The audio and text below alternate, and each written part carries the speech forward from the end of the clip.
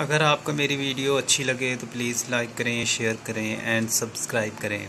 अस्सलाम वालेकुम दोस्तों, क्या हाल चाल है? ठीक ठाक है। उम्मीद है आप सब खैरियत से होंगे।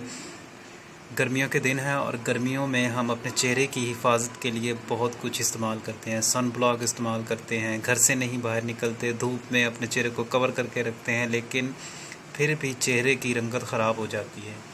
इसलिए मैं आपके लिए एक ऐसा आसान नुस्खा लेके आया हूँ जिसके इस्तेमाल से आप अपने चेहरे की हिफाजत कर सकते हैं, धूप से बचा सकते हैं और चेहरे की रंगत को निखार सकते हैं। इसके लिए हमें चाहिए शहद चाहिए, बेसन चाहिए, हल्दी चाहिए और मिल्क पाउडर चाहिए, खुश्क दूध चाहिए। हमें क्या करना है, ये तीनों चीज़ें हम वज़न लेकर शहद में मिक्स करके एक पेस्ट बनाना है। पेस्ट बना के आपने 10 से 15 मिनट के लिए अपने चेहरे पर लगाना है।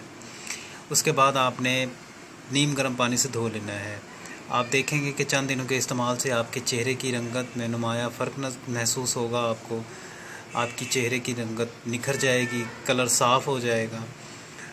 अगर आपको मेरी वीडियो अच्छी लगे तो प्लीज़ लाइक करें, शेयर करें एंड सब्सक्राइब करें। शुक्रिया। अल्लाह हाफिज़।